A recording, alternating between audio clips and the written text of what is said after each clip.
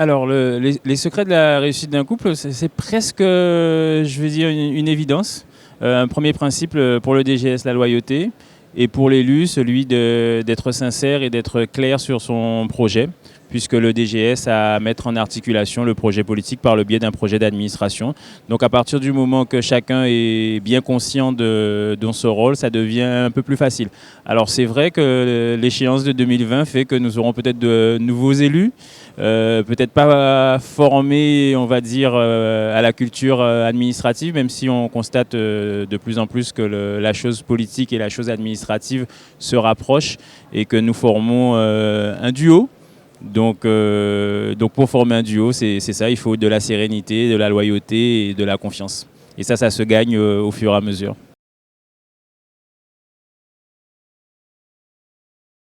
Ça dépend de votre commune, ça dépend de votre territoire, de ses forces et de ses faiblesses. Alors je travaille dans une commune, anciennement station balnéaire, qui est devenue une commune touristique aujourd'hui. Donc nous avons un littoral de 34 km. Donc nous sommes un peu plus sur les domaines liés à l'environnement, au développement durable, à la qualité du vivre ensemble et à ce que les gens puissent profiter de la richesse de notre territoire. Donc le principal enjeu pour moi, ça sera effectivement le développement durable et qui passe par un projet que nous menons depuis 20 ans maintenant, qui est celui de l'opération Grand Site de la Pointe des Châteaux. Donc c'est un label qu'il nous faut obtenir, mais qui demande de réunir autour de la table un certain nombre d'acteurs. Donc l'État, les différents services de l'État, je devrais dire. Donc il y en a à peu près 8 qui interviennent sur ce projet. La région, le département, la communauté d'agglomération, le conservatoire du littoral et l'agence des 50 pas géométriques, ce qui est nouveau. Et bien entendu, non pas des moindres, les propriétaires privés des espaces qui doivent être protégés et préservés. Donc c'est un beau projet qui dure, mais qui a son intérêt pour ce territoire.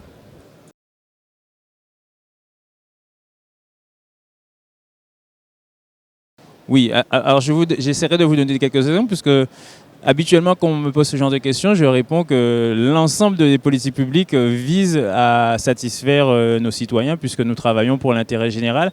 Alors lorsqu'il s'agit de trouver des exemples, on va dire, un peu plus marquants, bon, c'est une question de sensibilité.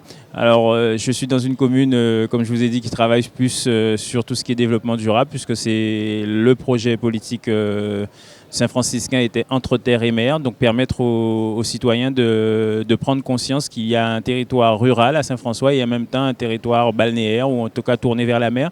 Et donc nous avons mené des politiques à destination des agriculteurs et on va dire, de la qualité de ce qui est produit. Donc avec la mise en place de marchés pour essayer de valoriser les circuits courts, donc à destination que ce soit des agriculteurs, mais également de la population saint-franciscaine, pour qu'elle entende bien effectivement, qu'elle profite des produits de son terroir. Et ensuite, nous avons mené également une politique tournée vers la mer pour accompagner nos concitoyens, donc à partir de l'école, donc les enfants, piscine en eau de mer, donc avec des sorties qui ont été mises en place. Et ensuite, nous avons également poursuivi en installant une base nautique, donc qui permet, enfin, on va dire, de passer de l'amateur vers le professionnel, puisque c'est un territoire où il y a quelques champions, enfin on a eu quelques champions en windsurf.